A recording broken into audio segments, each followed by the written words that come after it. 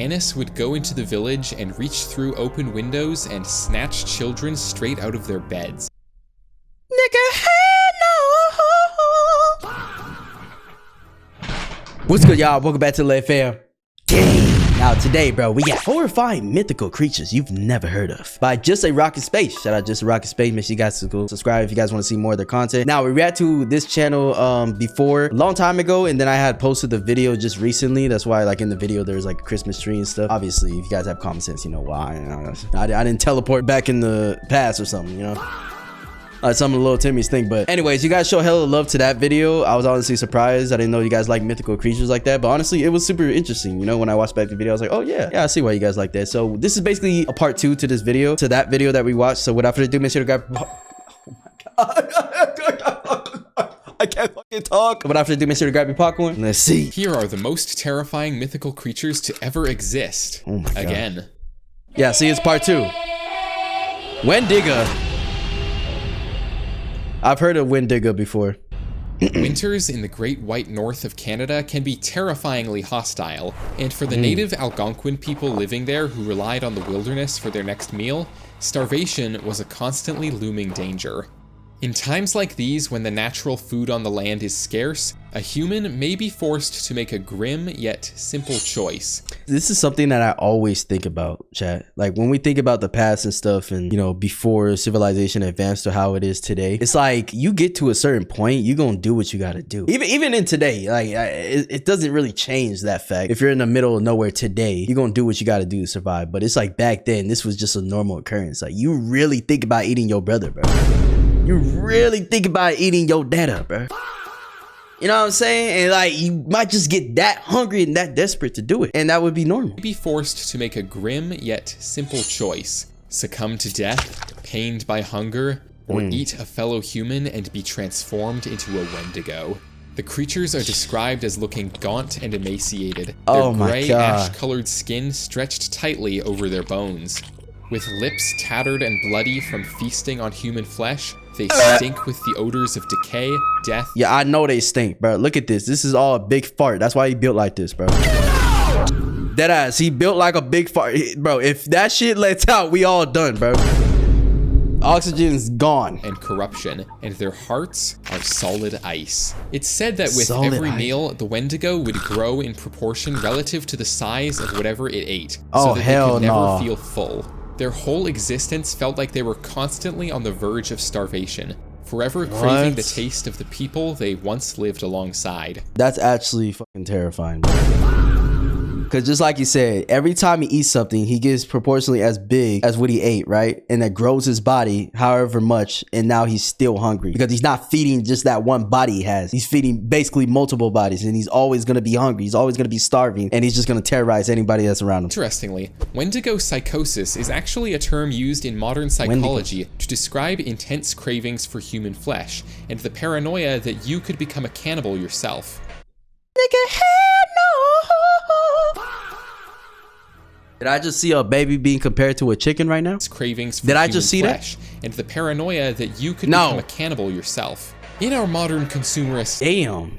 Actually, I feel like I've heard that term though, but obviously never did like deep research on it, but that makes sense because the Wendigo is, you know, wants to eat flesh and wants to eat human flesh and stuff. So to name that after, what did they call it? Wendigo psychosis. So yeah, just basically if you have tendencies of becoming a cannibalist, or, you know, you already are one, and that's a perfect term. It's fitting for that. To describe intense cravings for human flesh and the paranoia that you could become a cannibal yourself. In our modern consumerist society, this isn't something most people have to worry about, but for native tribes in times of famine, it was a very real possibility that your next door neighbor and your next meal were one and the same. That's what I'm saying. It's like, how can you even sleep during these times of shit, bro? Like, you know, there's no sort of agriculture or certain food system put in place, and you hear that people are eating these, like, how do you even sleep? You gotta sleep with one eye open, bro. You know what I'm saying? You gotta sleep with one eye open because you could be somebody's fucking meal, bro. You could wake up and your dick gone, bro. You know what I'm saying? Like, Kuchisake-onna. Who's Kuchi? Kuchisake-onna is a little different from the other monsters on this list. In most versions of her story, she was once the beautiful wife of a proud samurai. However, really? she grew lonely as her husband was always off at war, and so she began having affairs with other men in the Japanese. These hoes ain't loyal. Yeah, yeah, yeah. These hoes ain't loyal. Ah, yeah, yeah, yeah. Just got rich, took a broke nigga bitch. I can make a broke bitch rich. I don't fuck with broke bitch. Hey, chat. It is what it is, you know what I'm saying? You go out to work and you hus, bro. These hus. It's okay, though. Hey, guys could be hus too, bro. It is what it is. The Japanese town in which she lived. When the samurai found out about this, he was outraged, and as punishment, he sliced the corners of her mouth open from each. Oh, I was not expecting that. I thought she like it was gonna describe some type of monster horror story. Nah, this motherfucker made her the Joker, bro. That's insane. Ear to ear, and she died. But that is not where her story ended, for after her death, Kuchisake-onna returned as a vengeful spirit. She covers her face with a mask or other covering of some sort, and to most people appears as a completely— Bro, imagine talking to her and thinking she fine shit, bro. She take off that mask, bro. I'm totally not gonna say what that mouth do. Normal, attractive young woman. Clutched in her hand are razor-sharp scissors as she chooses her victim. Kuchisake-onna might appear before you and ask you a simple question, "Watashi kirei?" which translates to, "Am I beautiful?" If you answer no, she will kill you with her scissors. Yes. Yes. Yes. You're so beautiful. Yes. Yes. Yes. Yes. You're the most beautiful thing I ever seen in my life. And if you answer yes, she will remove the mask from her face to reveal her mouth, sliced open from ear to ear in a horrifying, joyless smile. Kore demo? Am I tripping or did I see something like blink right now? From ear to ear in a horrifying— Wait, hold on. What does that say? To reveal her mouth. Hold on. Sliced open from ear to ear. You can read this comment. Oh, it's just a comment thing. Okay. I thought he was giving us some lore or something. Horrifying, joyless smile. Kore demo? She asks. Or Kore demo. How about now? If you answer no, or scream— She's the most beautiful thing, bro. Don't say anything else. Or try to run, she will kill you just as before. And with her supernatural speed, there is no escape for a mere mortal like yourself. So she's scary as hell, at least if she think it's— Okay, that doesn't matter. She got super speed, bro. Tell her she is beautiful despite her disfigurement, then, using her scissors, she will cut your mouth to match her own. So it doesn't matter what the fuck you do. If you glaze her, she gonna be like, okay, well, if I'm so beautiful, you can be too. Like, bro. There are actually a few ways to survive an encounter with this creature. In response to her questions, you can simply tell her that you're running late and had best be going, and she will politely bow and apologize, and you can go on your way. Oh, really? Alternatively, you can tell her that she is average looking and leave it at that. Oh. Unlike most big— Yeah, that sounds like you just want to die. Like YouTubers, I still try to read each and every comment I get, so let me know what horrifying mythical creatures you'd like to see the next time I do one of these videos. Do I want to see something like in Greek mythology, that type of shit? Black anus? The fuck? English folklore describes Annis as an old, blue-faced woman with a single eye. Beneath a great oak tree, she lives in a cave that she carved— I'm sorry. I'm sorry. Why the fuck did I say that, bro? A great oak tree, she lives in a cave that she carved herself out of the rocks using her deadly iron claws. On dark nights, she could be found hiding in her oak tree, waiting for an unsuspecting child from a nearby village to wander below. Oh, hell no. If no victims were forthcoming, Annis would go into the village and reach through open windows and snatch children straight out of their beds. Nigga, hell no. Ain't no way, bro. Once she had— She gonna snatch kids no matter what, bro. Whether she in the trees or in your tree house or right outside your door. Returned to her cave with her prey, she would skin the children with her iron talons and put their flesh aside for later use, before slowly devouring her flayed victims. Then she would— Oh my god, it's so disgusting, bro. Like I hate when like anything involves kids like this, bro. Because you know that these entities or whatever, obviously everything is mythology. It's a myth, but still, it's like the thought process behind it is this is something I could pick on, you know, something that has no power over me. Like, dude, go after adults, you bitch ass boy. What? Let me not make them come and snatch me ass. She would sew the skins together to make clothing for herself. Black Annis was mostly just a story used to scare children into good behavior through paranoia and anxiety, but she was also more— It's like we're saying the boogeyman's gonna get you if you don't go to sleep. More than that, houses in the town she was believed to inhabit were intentionally built with smaller windows to stop her from reaching through, and an otherwise serious-minded man named John— Where's bro D? John Hayrick wrote a full poem documenting the village's knowledge of the creature, fully believing in her existence himself.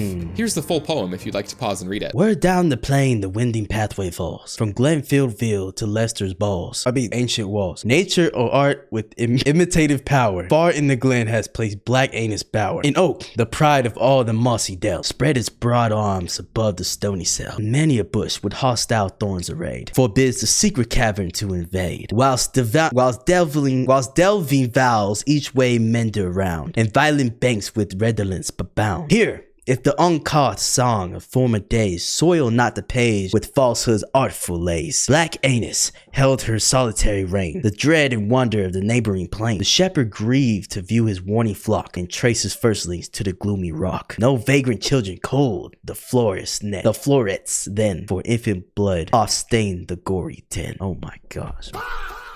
Holy shit. Wait. Not Sparta's mount, for infant tears reowned, echoed more frequently the piteous sound. Off the gaunt made the frantic mother cursed, whom Britain's wolf with savage nipple nursed, whom Leicester's sons beheld aghast to see, nor dared to meet the monster of the green. 'Tis said the soul of mortal man recoiled to view Black Annis' eye, so fierce and wild. Vast talons, foul with human flesh, there grew in a place of hands, and futures livid blue, guard in their visage, while the obscene waste warm skins of human victims close embrace. But time, the man more certain though more slow, at length against Annis drew his sable bow. The great decree of Pewis, shepherds blessed, and general joy, the general fear confessed. Not without terror they the cave survey, where hung the monstrous trophies of their sway. 'Tis said that in the rock large runes were found, scooped with her claws beneath the flinty ground. And these swains her hated body threw, but left the interest still to future view, that children's children might the tale rehearse, and bardists record it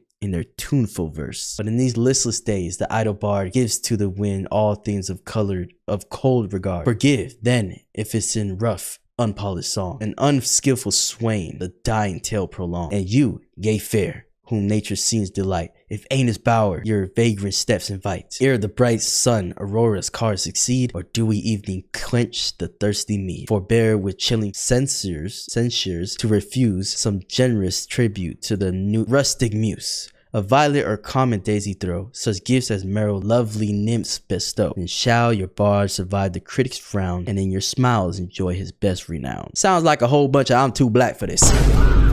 That's what it sounds like. Tell me, dear viewer, do you like money? It's pretty great. You can use it to buy food or YouTube channel memberships. And the best way to get more money is to save it with Coopert, the sponsor of today's video.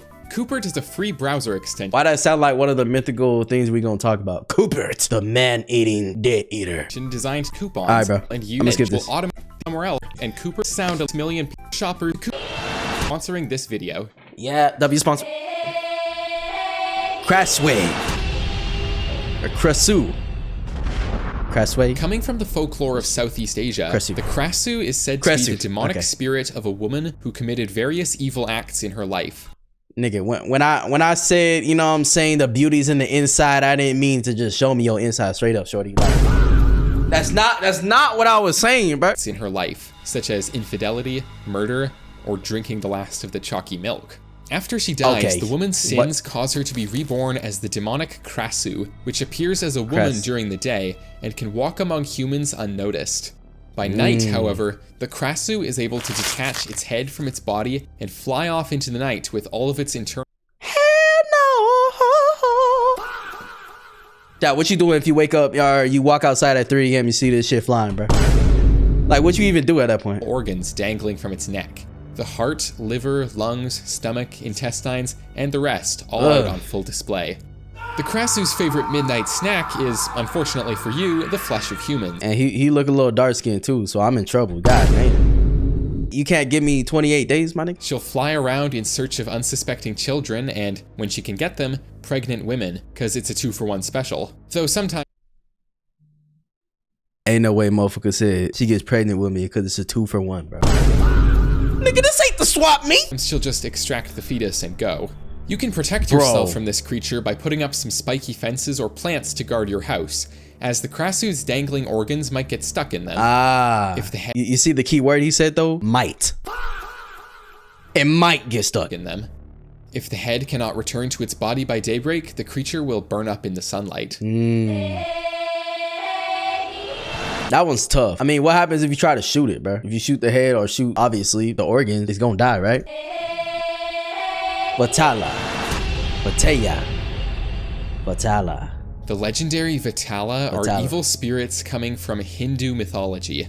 They're said to haunt cemeteries, and with no physical body of their own, they can take possession of human corpses in order to interact with our 3-dimensional world. Once they've acquired a body, they get up to all kinds of unsettling mischief, such go your ass back in the grave, my nigga. You do not need to be walking out here like this. As killing children, driving people mad, and causing miscarriages. Basically a typical yo. What? weekend's activities for me, but whatever. Nigga, huh? Hey, bro, bring your ass to the stage. We got a prosecution we need to do. But whatever. What's with these spirits do evil things because they are the tormented human souls of those caught in the space between life and the afterlife, with nowhere to go from there unless someone performs their funerary rites to set them free. However, most people are more inclined to try to capture these spirits, as existing outside the laws of space and time, they have a vast knowledge of the past, present, and future, and deep insights into human nature, and so they make great slaves for sorcerers. You have this power that people can wish for, and what you do with it is make slaves, my nigga. Get your one glass on, boy. You feel like a fucking burnt chicken nugget, charcoal nugget. As always, thank you very much for watching. My name is Alex, and I am really smart. Until next Okay, you see? This is why he said he does this on the weekends. Look at him. Look at how he's built right now, bro. Next time, farewell! Eat a coochie monster. All right, bro. Anyways, this was horrifying, just like the title suggested. So, you know, he delivered on that for sure. But yeah, this is a great video. I love watching videos like this. Shout out Just a Rock in Space. Make sure you guys go subscribe to that channel if you guys want more content from them. Let me know what else you guys want to react to in terms of like something like this, where it's either mythical creatures or sometimes real creatures or whatever. I love reacting to things like this. So you guys just let me know in the comments, all right? Thank you for watching, and I'll see you guys in the next one, man. Peace.